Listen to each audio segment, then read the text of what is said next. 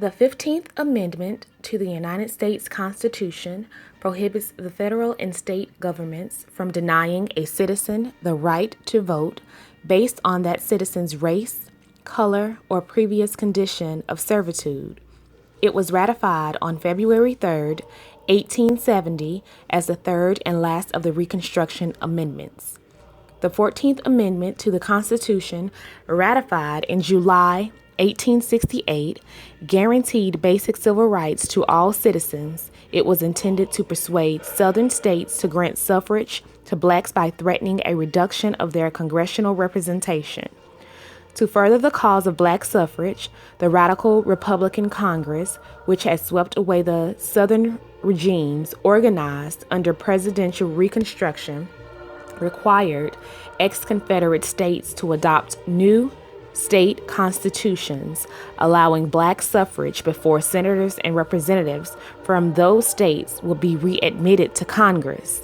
The United States was thus faced with a situation in which all the ex-Confederate states granted blacks the right to vote, while 16 of the loyal Union states still denied black suffrage. To remedy the inequity and to help shore up the Southern Radical Republican Reconstruction regimes, a 15th Amendment to the Constitution was proposed in February of 1869. It stated simply that the right of citizens of the United States to vote shall not be denied or abridged by the United States or by any state on account of race, color, or previous condition of servitude. There was much debate in Congress about what should be included in the amendment. Henry Adams remarked that the 15th Amendment was more remarkable for what it does, not than for what it does contain. It did not guarantee blacks the right to hold office, which many congressmen felt should be included. It did not offer a blanket guarantee of the right to vote because many radical Republicans feared that would void the disenfranchisement of ex-Confederates. Many states, North and South, required payment of poll taxes, property of ownership, or literacy as a condition of voting. The 15th Amendment did not address any of these stipulations. Feminists especially fought against the amendment because women were not included in the guarantee of suffrage. Although the 15th Amendment to the Constitution of the United States prohibits federal or state governments from infringing on a citizen's right to vote on account of race, color, or previous condition of servitude, a plethora of insidious policies for preventing African Americans from exercising their voting rights were successfully implemented by racist whites who dominated the corridors leading to the voting booths.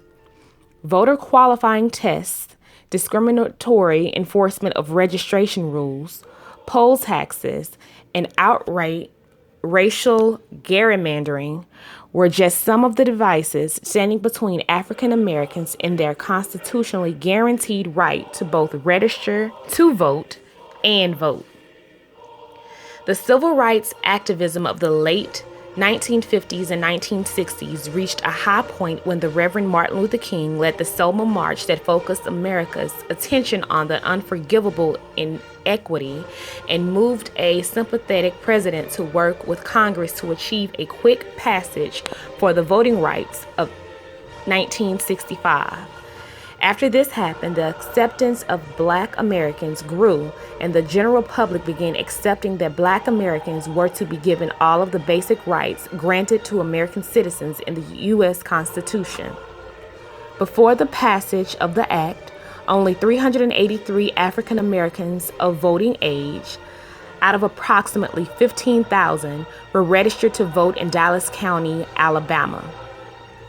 In the 3 months following the enactment of the Voting Rights Act, 8,000 African Americans were registered. We have not achieved a remedy in the voting rights area. However, currently blacks make up about 14% of the population, but they represent about a third of those ineligible to vote because of criminal convictions. The penalty falls harder on blacks because their incarceration rate is higher, and some contend the disparity is widening because blacks are punished more harshly. The 15th Amendment was a historical win for black African Americans, as was the Voting Rights Act signed into law by President Lyndon B. Johnson. When many southern states attempted to ignore the new Voting Rights Act law, black Americans were able to appeal and challenge the restrictions so they could vote. These laws were the start to a new America that was no longer racist, or whose laws at the very least attempted to no longer be racially biased.